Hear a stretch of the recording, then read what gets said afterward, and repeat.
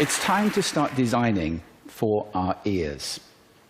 Architects and designers tend to focus exclusively on these. They use these to design with, and they design for them, which is why we end up sitting in restaurants that look like this and sound like this, shouting from a foot away to try and be heard by our dinner companion. Or why we get on aeroplanes, which cost £200 million, with somebody talking through an old-fashioned telephone handset on a cheap stereo system. And it's not just our quality of life which suffers. It's our health, our social behavior, and our productivity as well. Communication requires sending and receiving. If the space I'm sending in is not effective, that communication can't happen. Spaces tend to include noise and acoustics. So let me give you some examples. Health and education.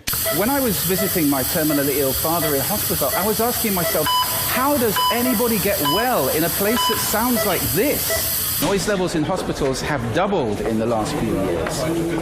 And it affects not just the patients, but also the people working there. As noise levels go up, so do the errors in dispensing. Most of all, though, it affects the patient. Sleep is absolutely crucial for recovery. It's when we regenerate, when we rebuild our cells. And with threatening noise like this going on, your body, even if you are able to sleep, your body is telling you, I'm under threat. This is dangerous. And the quality of sleep is degraded, and so is our recovery. The World Health Organization estimates that a quarter of Europe's population is having its sleep degraded by noise in cities. A study in Florida just a few years ago found that if you're sitting where this photograph was taken in a classroom, row 4, speech intelligibility is just 50%. Children are losing 1 word in 2. Now, that doesn't mean they only get half their education, but it does mean they have to work very hard to join the dots and understand what's going on. This is affected massively by reverberation time. In a classroom with a reverberation time of 1.2 seconds, this is what it sounds like. In language, infinitely many words can be written with a small set of letters. Not so good, is it? If you take that 1.2 seconds down to 0.4 seconds by installing acoustic treatments, sound-absorbing materials, and this is what you get. In language, infinitely many words can be written with a small set of letters. What a difference. The signal was the same, the background noise was the same, all that changed was the acoustics of the classroom. For example, those with hearing impairment. Now, that's not just deaf children. That could be any child who's got a cold, glue ear, an ear infection, even hay fever. On a given day, 1 in 8 children fall into that group. Then you have children for whom English is a second language. In the UK, that's more than 10%. And finally, you know that introverts find it very difficult to relate when they're in a noisy environment doing group work.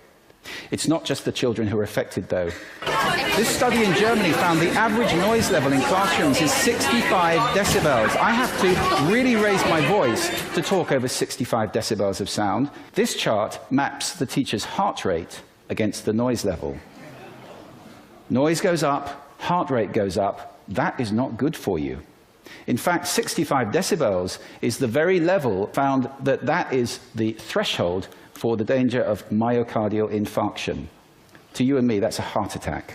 Teachers are losing significant life expectancy by teaching in environments like that day after day. We spend a lot of time at work. Where are the office sound planners? People who say, don't sit that team next to this team because they like noise and they need quiet. And incidentally, noise in offices has been shown to make people less helpful, less enjoy their teamwork, and less productive at work. If you can hear me, you can understand me without seeing me. If you can see me without hearing me, that does not work.